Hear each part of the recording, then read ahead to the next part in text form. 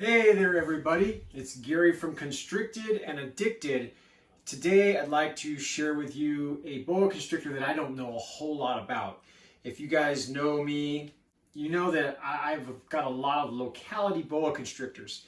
And what that is that they're boa constrictors that are specific to a region. They haven't been crossbred or any other genes added to that snake. So one of those snakes that I have is this Tamaulipas cloud forest boa, who all of a sudden just decided to get a little flighty on me. She's been sitting in my hand for the good part of the last 20 minutes, which is unusual for her. This is more her thing right here. She likes to just kind of travel and move and go from hand to hand. I really don't think that even as much as I handle her, that she likes to be handled. I think she's one of the boas in my collection that truly tolerates being handled. And I believe that's true of all boa constrictors, or snakes for that matter, that if they, well, to say that they don't enjoy being handled, I think is not a very true statement, because I do have boa constrictors that I would definitely argue the point that I believe that they like to be handled. But she's definitely a different, as far as handleability is concerned, and it's probably because she's just a baby. She's, I think she's probably, I've had her since August of last year. I got her when she was 4 months old, so she's under a year old. I'd say she's probably 10 months old or so, but you know, I say she's a dwarf boa constrictor, but if you go to the Vin Russos book, The Complete Boa Constrictor, it says that these are not true dwarf boa constrictors, that they are, you know, I don't know, I have to look, but they're not true dwarf boa constrictors.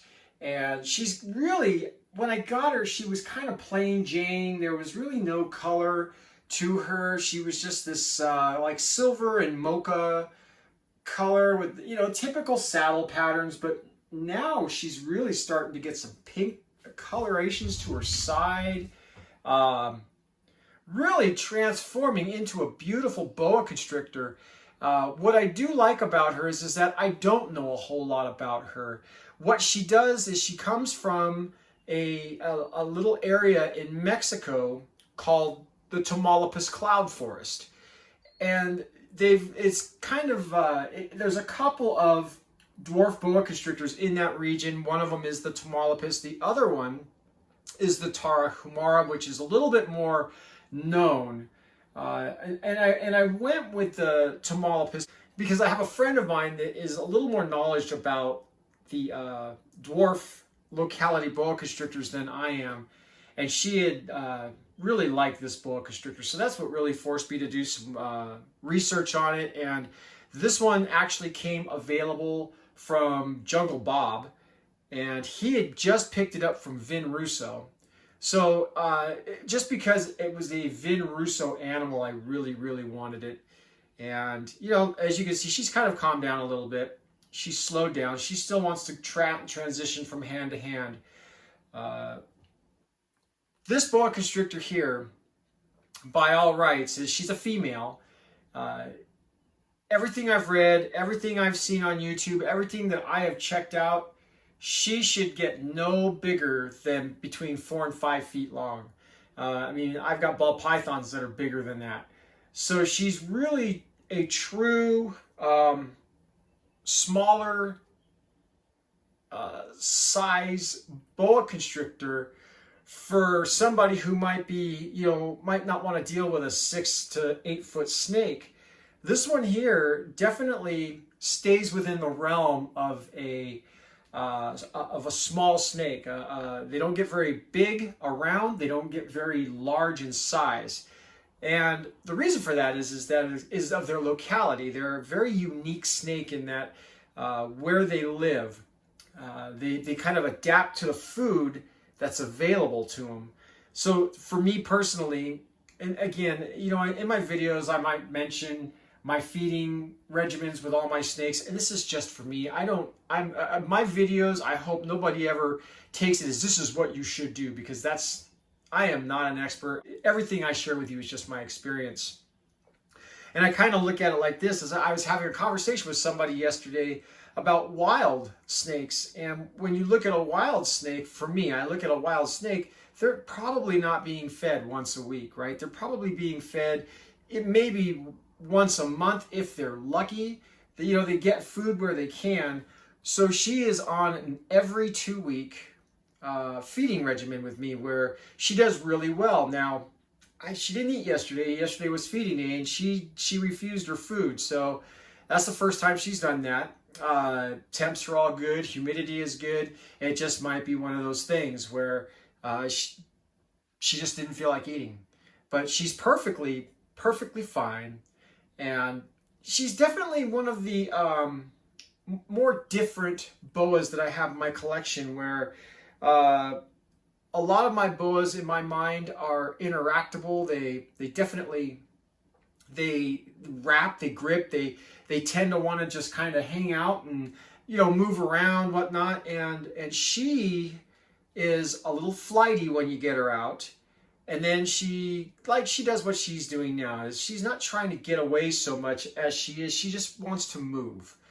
And I do know that of the Mexican boa constrictors that is kind of how they are. They as babies, they can be a little defensive, they can be a little nippy, and they can be a little flighty. So maybe this is just something that she's going through as a baby till she gets a little older, and it'll wear out. So, you know, she's definitely one of my favorites. One of my snakes that's kind of intriguing to me is she's a little bit different than everybody else. She's got very plain colors on her, but yet as she gets older, like I said, she's definitely getting this this pinkish hue to her belly that's starting to go up her sides. And it's really starting to radiate and become a little more prominent.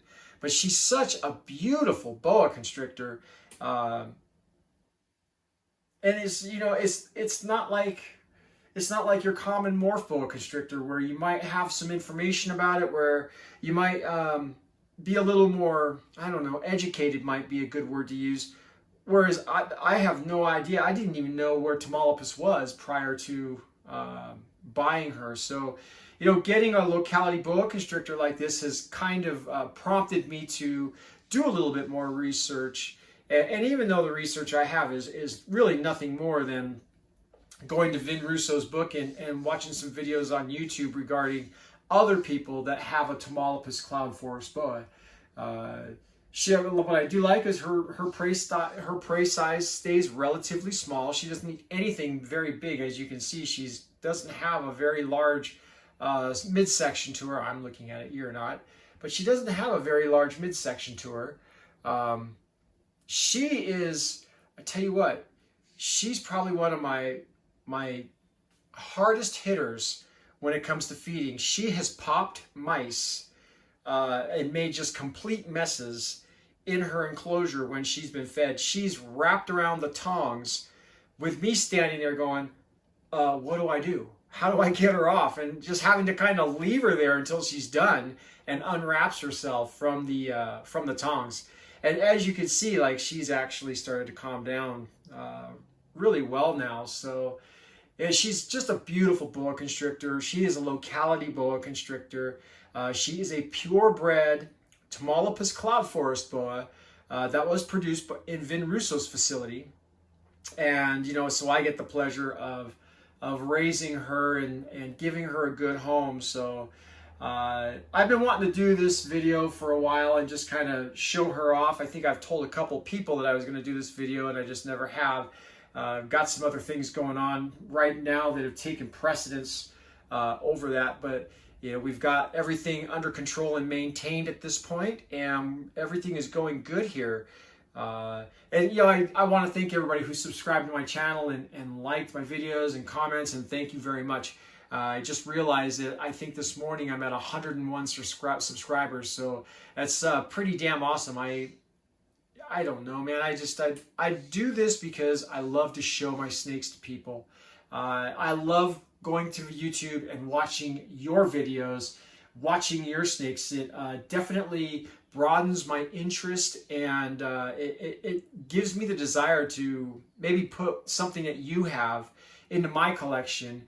And then furthermore, I'm going to watch more videos to see how you take care of it and make sure that if I do get something like this, that I am taking care of it correctly and properly. So again, I just want to thank everybody who takes the time to look at the videos, to make a comment, to subscribe and do all that stuff. So, thanks again. This is Rosalia, my Tamaulipas Cloud Forest boa, and thanks for watching.